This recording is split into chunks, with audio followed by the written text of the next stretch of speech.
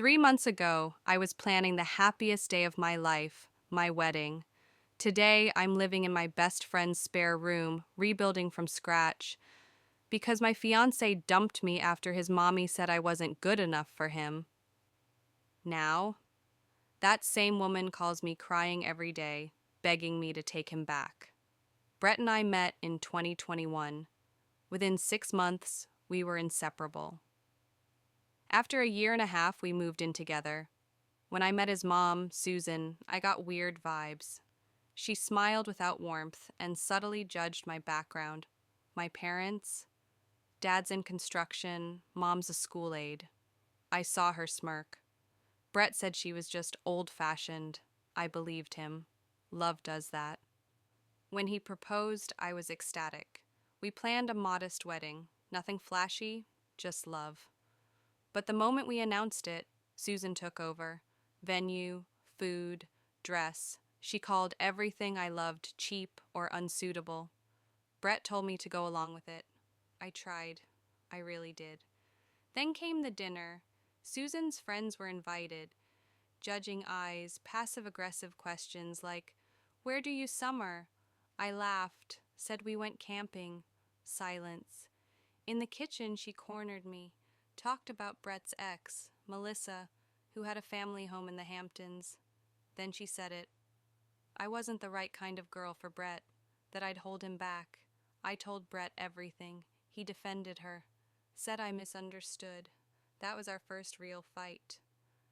2 weeks later, she invited us again. He said she'd apologize. She didn't. Instead, she whispered across the table, "You're nothing without my son." I cried.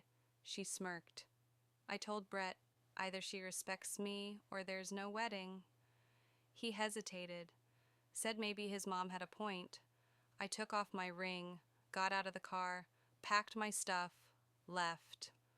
I moved in with my best friend Angela. I couldn't eat, couldn't sleep. She left snacks out so I wouldn't starve. Eventually, I got a tiny one-bedroom, sparse, empty. I threw myself into work, got promoted, more money, more responsibility. I was finally feeling proud again. Then I ran into Brett's brother at the grocery store. He apologized for their mom's behavior, told me Brett was not doing well, lost his job, drinking, financial problems. Melissa even dumped him again. Not long after, I got a voicemail from Susan. She found my number. Her voice? Sobbing. Said she needed to talk about Brett. She'd made a mistake. She'd do anything to fix things. I didn't reply. Not until she texted me from Brett's number. Curiosity got me, I responded. And then the phone rang. It was her, not Brett. She sounded desperate, apologized, said I was the best thing that ever happened to Brett, that I could help fix him. I was stunned. This woman who once said I wasn't refined enough now begged me to stabilize her broken son.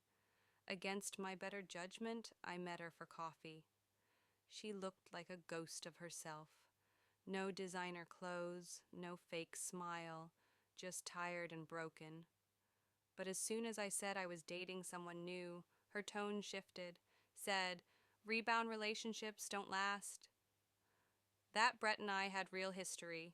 I realized then she didn't care about me, only about fixing the image of her perfect son. I told her I hoped Brett found help, but that help would not be me. Now, I'm building a life I'm proud of.